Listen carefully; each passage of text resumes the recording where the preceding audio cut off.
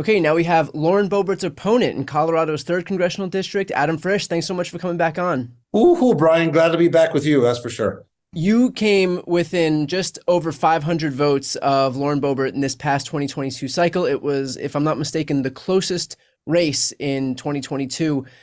What are you going to do differently from 2022 to 2024? Yeah, no, thanks, Brian. Great to be back. Yeah, no, 538, thought we were going to lose by 45,000 votes. And we lost, we came up short by 546, closest race in the country. Again, we're the only one that has a chance to defeat a true extremist in Congress. So that's what we're working on. With due respect, because we did so well, we can improve a little bit here or there around the edges, but I think we proved to the world that we can execute a good plan. And so we're going to continue to focus on that. People want the circus to stop. I want to join the Bipartisan Problem Solvers Caucus. People are really excited to see that angertainment industry go away that heard Marjorie Taylor Greene represent so great. And, people, especially in Western Colorado, they just want to be left alone, and they're exhausted by the national political yelling and screaming. The only arguing I want to see in D.C. are people arguing over the successes of bills that get passed and who gets credit for that versus arguing over who's to blame.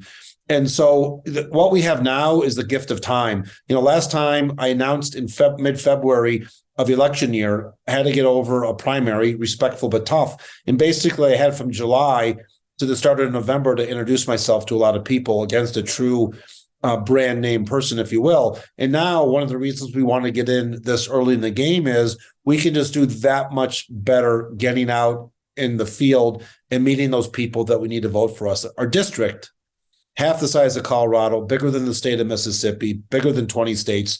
We'll just be driving around and having a chance to meet a lot of people. The district's only 25% Democratic, and we got 49.98% of the voters, something like that. And so, again, we've earned the trust of a lot of independents and a lot of Republicans, and we're just going to hammer the road and making sure that we hold her feet to the fire about the bills that are important to the voters of CD3 and not allow her to get away with just kind of all the shenanigans that she's up to all the time. Now, obviously, you're going to get out there and you'll retool and figure out what ways you can tweak to make sure that you have a better chance in 2024. Yeah.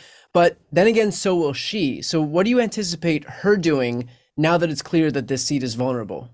Yeah, no, I mean, we did not want to take people by surprise, but we took people by surprise. I tried to let the people in D.C. And the donor base and the media that we actually were going to have a close race. And we got a lot of phone calls that election week, basically apologizing. And no grudges hold. I appreciate when you look at an R9 to R14 district, you don't see there's a hope. But, we worked our butt off and we connected with people. I'm not sure about you and your viewers, but I'm pretty much the same person I've been for a really long time. And we're making a bet that Lauren Boebert's going to remain the same person that she's been for a really long time. And you've seen some professional press releases for the first time ever come out of her campaign since we started to announce over the past couple of days. And so I do believe her team is going to try to take the job more seriously, and they're going to try to have her take the job more seriously. But, I think we all know who we are. And who Lauren Boebert is one of the reasons that she had one of the worst performing results out of the 435 people running for Congress last cycle. With that said, she did win that race by the skin of her teeth. And one of her first acts was to release a video in response to the $1.7 billion omnibus bill to fund the government. And basically, she equated that bill with efforts to sexualize children. So with that said, does it seem like she was successful at coming across as having moderated her positions? It's not just what I believe. I've spent the last 5 or 6 weeks, and why I decided to get in the race earlier than normal was because I heard from a lot of people that voted for her, cattlemen, ranchers, people in the oil and gas industry, and they thought that there'd be a little bit of humility when you had the worst performing race in the entire country. And she's doubled down.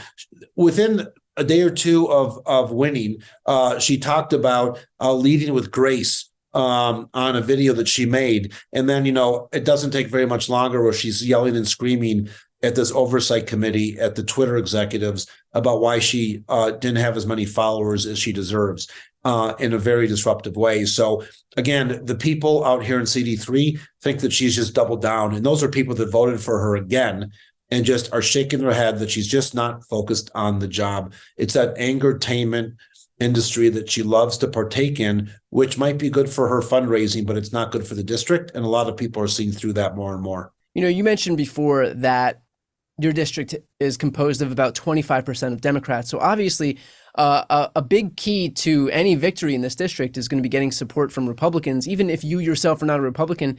Have you heard from Republicans in particular in that congressional district who have encouraged you to run? Yeah, no, I mean, again, the last 5 or 6 weeks, I was at a Cattlemen's Association meeting of Colorado. I was at a Rural Voices of Colorado made up of about 56 of the 64 counties in Colorado that are rural focused. And a lot of people came up to me and said, hey, listen, Adam, either they voted for me and they kind of kept it under their breath, or they didn't vote for me, but they liked me. And they thought that if she had a close race, at least she would kind of reset. And Representative Boebert has not reset in the eyes of a single person I've talked to. And again, the majority of the time I've spent in the last 5 or 6 weeks, I've kind of just been listening to those Republicans, conservative and moderates. They just want this circus to stop. And they just don't see her as a serious person. And before you get into policies, it's important to get into how you treat people and the character, and character matters. A big part of this is going to be what somebody does once they're actually in office, the circus aside. So what will you do differently from her if you're elected to serve that seat? Like, what are your priorities once in office? Yeah, no, I want to take the job seriously. Water is number one issue in Western and Southern Colorado.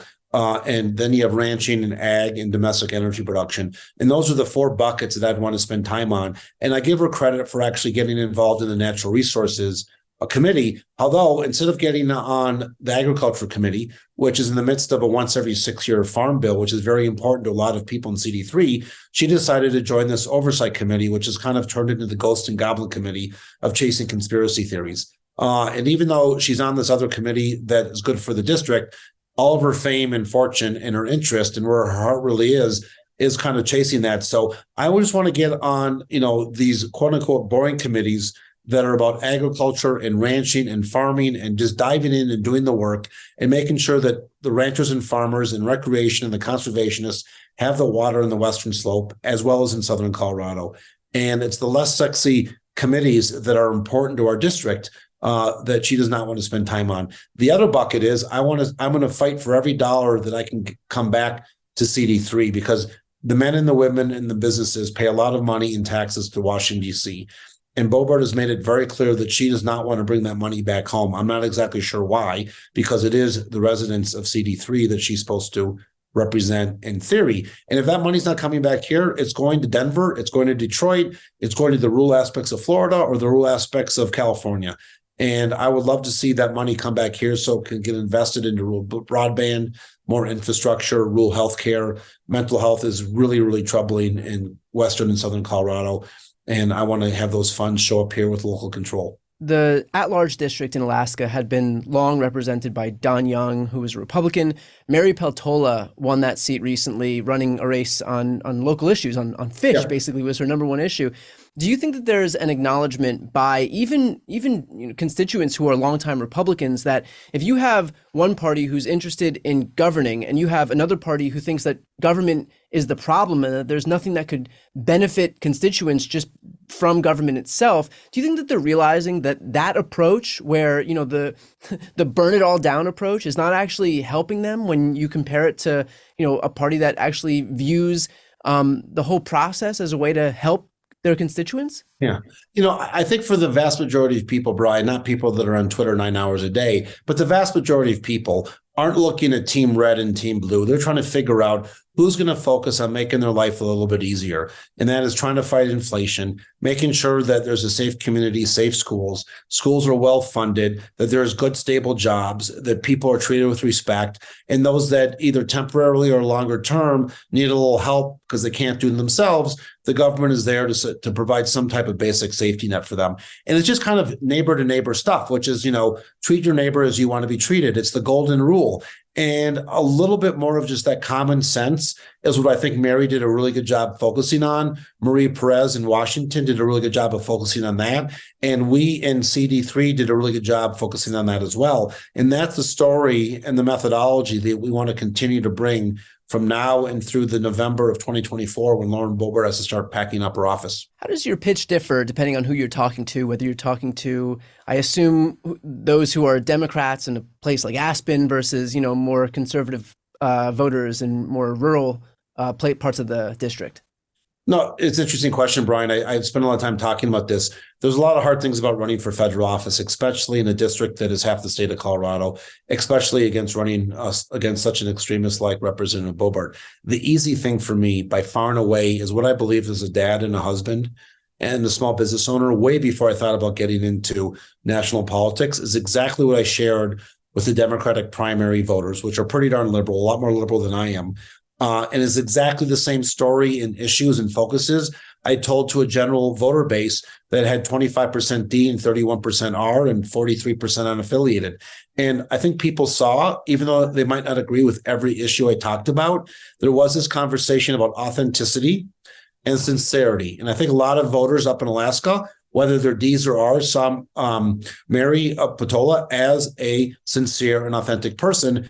And I think with humility, a lot of people that normally don't vote for a Democrat saw me as authentic and sincere. And when they see what the alternative is, those are not the two words that come to mind. Yeah, I think that's perfectly put. Adam, how can we help your campaign?